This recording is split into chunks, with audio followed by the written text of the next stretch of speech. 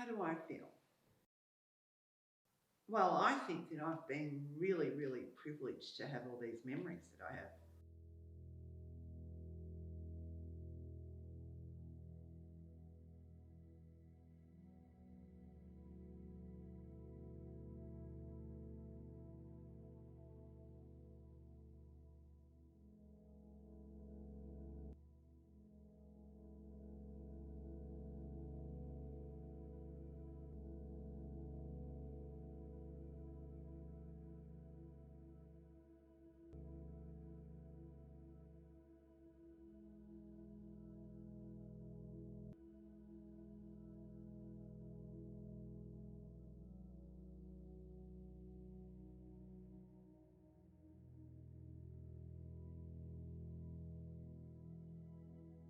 The house Claremont was named after County Clare, and it was built in 1856.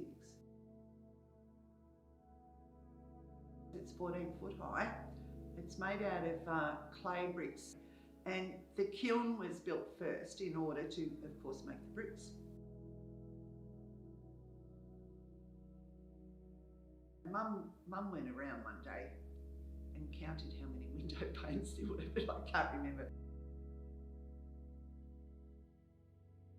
My 62 years of having Claremont in my life, probably the first, well, until I went to Teachers College, I think the first 18 years were just magical. This is my family home, but it was also the family home of my father and my grandfather. The original land holding was 245 acres. It was split up into 3 different properties. Great Uncle Joe bought the top part, and Great Uncle Rupert bought the bottom part, and my grandfather Alonzo bought the middle one with the house on it. Dad, Grandpa and Uncle Russell would all get together every day, and they'd all just sit there and talk, and they'd talk for hours, and they'd come up with a plan, and then they'd go off and do some work, and then they'd come back and talk for hours. And I can remember Mum saying, "Oh, they're all just yabbering up the back."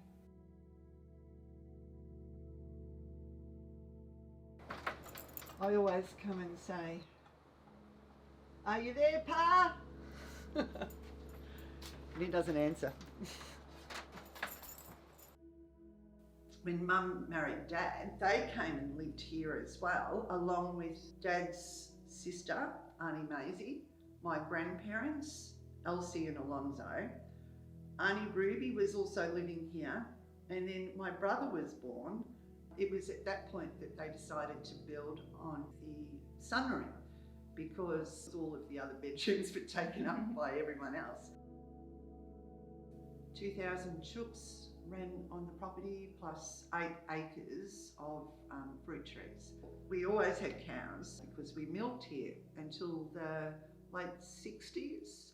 There was a dairy on the property. Having so many people living in the house, there was always someone here to tend to the animals, to feed the chooks. I think that's how so much got done on this property.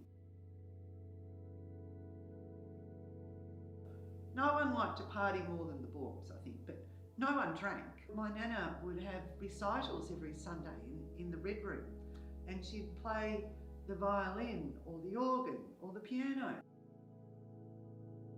We had so many fun times and so many hard days of work as well.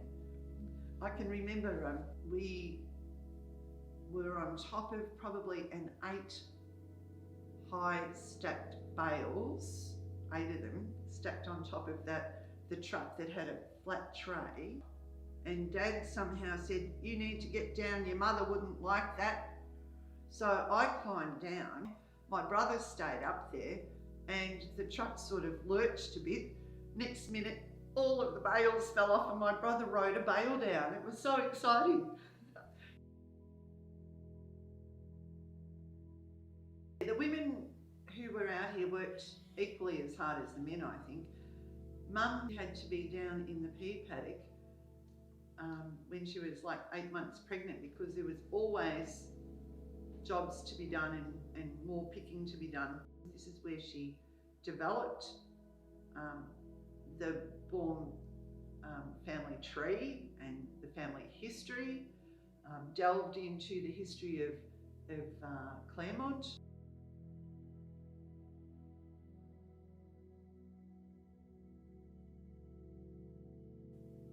Claremont's Claremont. It's something that I've always had in my life. Every time there's another break in, it's like another fabric of what this place is now is removed, you know, and it becomes less and less like the property that I remember and I want to remember. I think this farmland has been very, very generous to the Baums. I'm going to miss it. Well, I'll have to deal better. Right, that'll do.